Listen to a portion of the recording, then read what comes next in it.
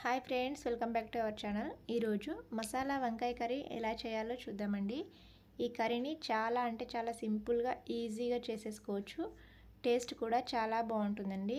ఇక్కడ నేను అరకిలో నల్ల వంకాయలు తీసుకున్నాను. మసాలా వంకాయకి నల్ల వంకాయలు అయితేనే చాలా బాగుంటాయి. ఇప్పుడు స్టవ్ పైన ఒక కడాయి పెట్టి 2 టీ స్పూన్ల పల్లీలను వేసి ఫ్రై చేసుకోవాలి. ఇవి కాస్త ఫ్రై అయిన తర్వాత 1 టీ స్పూన్ ధనియాలు, 1 టీ స్పూన్ జీలకర్ర, అర టీ స్పూన్ మెంతులు వేసి ఫ్రై చేసుకోవాలి. అలాగే 2 టీ స్పూన్ల నువ్వులను వేసుకోవాలండి. ఇవి కాస్త ఫ్రై అయిన తర్వాత ఒక చిన్న సైజు కొబ్బరి ముక్కను ఇలా సన్నగా కట్ చేసి వేసుకోవాలి. ఇప్పుడు దాల్చిన చెక్క, లవంగాలు, యాలకులు, ఒక బిర్యానీ ఆకు, కాస్త షాజీరాను వేసుకొని ఫ్రై చేసుకోవాలి. ఈ విధంగా ఫ్రై అయిన తర్వాత వీటిని ఒక ప్లేట్లోకి తీసుకొని పూర్తిగా చల్లారనివ్వాలండి.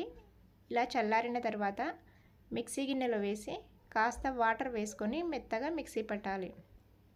ఈ విధంగా మిక్సీ పడితే సరిపోతుంది. దీన్ని పక్కన పెట్టేసుకుందాము. ఇప్పుడు వంకాయలు తీసుకుందామండి. వీటిని ఇలా 4 భాగాలుగా కట్ చేసుకోవాలి. పుచ్చులు ఏమీ లేకుండా చూసి కట్ చేసుకోవాలండి. ఈ విధంగా అన్నిటిని కట్ చేసి పక్కన పెట్టేసుకోవాలి. స్టవ్ పైన కడాయి పెట్టి ఆయిల్ వేసుకోవాలి. ఫ్రై కాబట్టి ఆయిల్ కాస్త ఎక్కువగానే పడుతుందండి. ఆయిల్ వేడయ్యాక వంకాయలను వేసుకొని ఫ్రై చేసుకోవాలి. ఇది స్లో ఫ్లేమ్లోనే పెట్టి ఫ్రై చేసుకోవాలండి. ఇలా మధ్య మధ్యలో కలుపుకుంటూ వంకాయలను బాగా ఫ్రై అవ్వనివ్వాలి. ఇవి పూర్తిగా ఫ్రై అవ్వకూడదు. ఒక 60-70% ఫ్రై అయితే సరిపోతుంది. ఇలా ఫ్రై అయిన తర్వాత ఒక ప్లేట్లోకి తీసి పక్కన పెట్టేసుకోవాలి. మిగిలిన అదే ఆయిల్లో కట్ చేసిన ఒక ఉల్లిపాయ, 2 పచ్చిమిర్చిని వేసుకొని ఫ్రై చేసుకోవాలండి. ఇవి కాస్త ఫ్రై అయిన తర్వాత కరివేపాకు, పసుపు, అల్లం పేస్ట్ వేసి ఇది పచ్చివాసన పోయే వరకు ఫ్రై చేసుకోవాలి. ఇప్పుడు ముందుగా మిక్సీ పట్టిన మసాలా పేస్ట్ వేసుకోవాలండి. ఇది అంతా బాగా కలిసేలా కలుపుకోవాలి. ఈ విధంగా కలిపి మూత పెట్టి 1 నిమిషం పాటు ఉడకనివ్వాలండి. ఇలా ఆయిల్ అంతా బాగా పైకి వచ్చినప్పుడు 1.5 చెంచా కారం వేసుకోవాలి. కారం మీరు తినేదాన్ని బట్టి వేసుకోండి. అలాగే రుచికి సరిపడా ఉప్పు వేసి కలుపుకోవాలి. ఇలా కలిపి ఇప్పుడు మిక్సీ గిన్నెలో కాస్త వాటర్ వేసుకొని వేసుకోవాలండి. మిగిలిపోయిన మసాలా ఉంటుంది కదా, ఇలా వాటర్ వేసుకోవడం వలన అంతా బాగా కలుస్తుంది.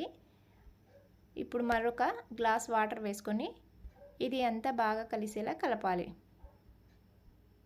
ఈ విధంగా కలిపి మూత పెట్టి 1 నిమిషం పాటు ఉడకనివ్వాలండి. ఇది కాస్త ఉడికిన తర్వాత చింతపండు రసం వేసుకోవాలి. చింతపండును ముందుగానే నానబెట్టి పెట్టుకున్నానండి. ఇలా చింతపండు వేసుకోవడం వలన కూర చాలా టేస్టీగా సూపర్గా ఉంటుంది. ఇప్పుడు ఫ్రై చేసిన వంకాయలు వేసి కలుపుకోవాలి. ఇది అంతా బాగా కలిసేలా ఒక్కసారి కలపాలండి. ఇలా కలిపి మూత పెట్టి ఉడకనివ్వాలి. ఇలా ఉడికిన తర్వాత ఒక్కసారి కలుపుకోవాలి. చూడండి, వంకాయ మరి పూర్తిగా మెత్తగా ఉడికిపోయింది. ఇప్పుడు ఫైనల్గా కాస్త కొత్తిమీర వేసి కలపాలి. ఈ కొత్తిమీర అంతా బాగా కలిసేలా కలిపిన తర్వాత స్టవ్ ఆఫ్ చేసుకోవాలండి. ఇది ఒక 5 మినిట్స్ చల్లారనివ్వాలి. ఇలా చల్లారిన తర్వాత గ్రేవీ అంతా బాగా దగ్గరగా అవుతుంది. కూర చిక్కబడుతుందండి. చూడడానికి ఎంత కలర్ఫుల్గా ఉందో. వంకాయలు కూడా చూడడానికి చాలా మెత్తగా ఉడికాయండి. టేస్ట్ కూడా చాలా బాగుంటుంది. ఈ కర్రీని మీరు చపాతీ, రోటీ, అన్నం, పుల్కా దేనిలోకైనా చాలా బాగుంటుందండి. తప్పకుండా ఒకసారి ట్రై చేయండి.